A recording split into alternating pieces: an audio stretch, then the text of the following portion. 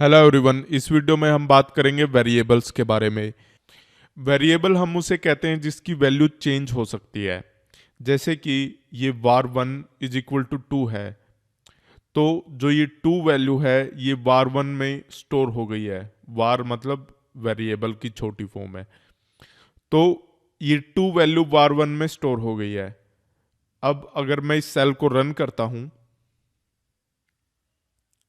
तो जैसे ही हमने सेल रन की वार वन में ये 2 स्टोर हो गया। और अगर हम वार वन को देखना चाहें कि वार वन में क्या है, तो वो 2 आउटपुट में ये दे देगा। अगर हम 2 की जगह कुछ भी और नंबर लिखते हैं और इस सेल को रन करते हैं, और अगर हम देखते हैं कि वार वन में क्या है, तो ये अपडेट हो गया है। अब वार वन में 5685 है। तो वेरिएबल एक ऐसी एंटिटी होती है जिसकी वैल्यू चेंज हो सकती है। हम वेरिएबल में डायरेक्टली अर्थमेटिक ऑपरेशंस भी स्टोर कर सकते हैं। इस अर्थमेटिक ऑपरेशन का जो भी रिजल्ट होगा वो वार वन में स्टोर हो जाएगा जैसे ही हम इस सेल को रन करेंगे। और जैसे ही हम इसको वार वन को देखेंगे कि वार वन में क्या है, तो हमको आंसर में मिल जाएगा जो भी इस इक्वेशन का रिजल्ट होगा। अब हम जानते हैं कंपैरिजंस के बारे में। मैंने आपको बताया था कि अलग अलग तरह के डेटा टाइप्स होते हैं, जैसे कि इंटीजर, फ्लोट। इंटीजर में इंटीजर स्टोर होते हैं, फ्लोट में रियल वैल्यू स्टोर होते हैं यानी कि रियल नंबर्स। एक और तरह का डेटा टाइप होता है जिसको कहते हैं बुलियन। बुलियन में दो ही चीजें स्टोर हो सकती हैं, एक ट्रू और एक फॉल्स। अब अगर हम इस कंपैरिजन को देखें 5 greater than 2, तो हमको पता है कि 5 2 से बड़ा होता है, तो इसका जो रिजल्ट आएगा वो ट्रू आएगा, क्योंकि बुलियन में दो ही वैल्यू स्टोर हो सकती हैं, एक ट्रू और एक फॉल्स। अगर इक्वेशन का रिजल्ट सच है तो आउटपुट में ट्रू आएगा, और अगर सच नहीं है तो आउटपुट में फॉल्स आएगा। तो जैसे ही हम इसको रन करते हैं, तो ये देखिए ट्रू रिजल्ट में हमको दिखता है। अगर हम इस कंपैरिजन को देखें कि 5 > 6 तो हमको ये पता है ये सच नहीं है, 5 6 से बड़ा या बराबर नहीं है, तो इसका जो रिजल्ट आएगा वो फॉल्स आना चाहिए। जैसे ही हम इस सेल को रन करते हैं तो इसका रिजल्ट फॉल्स आता है। वैसे ही अगर हम इक्वल टू कंपैरिजन करते हैं कि क्या 5 5 के इक्वल है, तो ये सच है, तो इसका रिजल्ट ट्रू आना चाहिए। तो ये देखिए ट्रू आता है। और अगर हम कंपेयर करें कि 5 क्या 6 के बराबर है, तो ये सच नहीं है, तो इसका रिजल्ट फॉल्स आना चाहिए। तो ये देखिए इसका रिजल्ट फॉल्स आ गया। अभी तक हमने 3 डेटा टाइप्स के बारे में जाना है, इंटीजर, फ्लोट और बुलियन। अब हम जानेंगे स्ट्रिंग्स के बारे में। अगर मैं आपसे पूछूं कि ये जो टेक्स्ट मैंने लिखा है ST पाइथन ट्यूटोरियल, क्या ये एक स्ट्रिंग है? स्ट्रिंग में आपको बता दूं, स्ट्रिंग में टेक्स्ट स्टोर होता है, और वो टेक्स्ट कुछ भी हो सकता है। वो उस टेक्स्ट में आप नंबर लिख सकते हो, आप कोई भी साइन लिख सकते हो, आप कोई भी इंग्लिश का कोई भी अल्फाबेट या वर्ड लिख सकते हो। तो टेक्स्ट में तो हर तरह का डेटा आ सकता है। तो जो ये टेक्स्ट मैंने यहाँ पर लिखा है, अगर मैं आपसे पूछूं कि क्या ये स्ट्रिंग है, एक्चुअल में ये स्ट्रिंग नहीं है। अगर मैं इस कोड को रन करता हूं,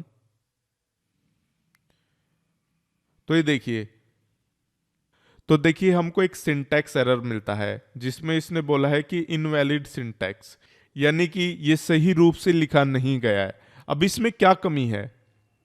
जब भी आप कोई भी टेक्स्ट लिखते हो पाइथन में, जब भी आप कोई टेक्स्ट लिखते हो पाइथन में, आपको वो टेक्स्ट डबल कोट्स के अंदर लिखना होता है। तभी पाइथन को ये पता चलता है कि जो आपने लिखा है वो टेक्स्ट है। तो अगर मैं अब इस कोड को रन करता हूं, तो ये देखिए आउटपुट में वही आ गया जो हमने लिखा था। अब हम इस टेक्स्ट को एक वेरिएबल में भी स्टोर कर सकते हैं। हमने उस वेरिएबल का नाम str1 लिखा है, जो कि एक शॉर्ट फॉर्म है स्ट्रिंग की, और हमने वो टेक्स्ट उस वेरिएबल में स्टोर कर दिया है। और जैसे ही हम इस सेल को रन करेंगे, और अगर हम देखना चाहें कि क्या है स्ट्रिंग 1 में, तो हम इस सेल को रन करेंगे, और ये देखिए ये हमको पता चल गया कि इस वेरिएबल में ये स्ट्रिंग स्टोर्ड है। अगर मैं इसको प्रिंट करता हूं str1, तो ये देखिए str पाइथन ट्यूटोरियल। तो ये प्रिंट क्या है? प्रिंट एक तरह का कोड है जो हम लिखते हैं जब हमको कोई वैल्यू प्रिंट करवानी होती है। अगर आप यहां पर देखें, जब हमने str1 वाली सेल को रन किया तो st पाइथन ट्यूटोरियल के साथ में ये कोड्स भी आते हैं।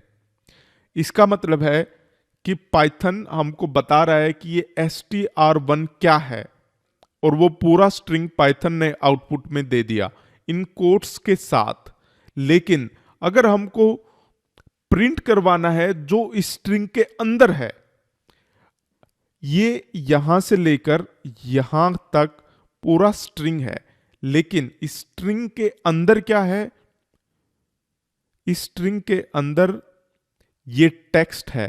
तो जब हम प्रिंट स्टेटमेंट का यूज करते हैं तो वो हमको आउटपुट में सिर्फ जो चीज स्ट्रिंग के अंदर स्टोर्ड है वो टेक्स्ट आउटपुट में आता है।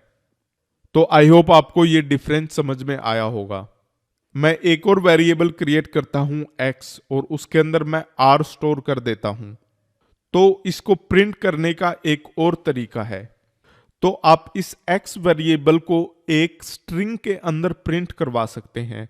उस कोड को हम इस तरीके से लिखते हैं कि प्रिंट, आपको जो भी स्ट्रिंग लिखना है आप लिखिए, और जहां पर भी आपको ये वेरिएबल प्रिंट करवाना है उस जगह पर आप कर्ली ब्रेसेस दे दीजिए, और उसके बाद जब आपका स्ट्रिंग पूरा हो जाए डॉट लगाकर फॉर्मेट लिखेंगे और उस वेरिएबल का नाम आप वहां पे लिख देंगे।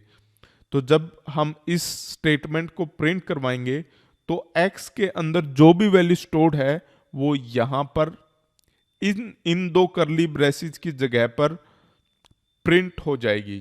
तो जब आप इसको रन करते हैं तो ये देखिए, ये जो r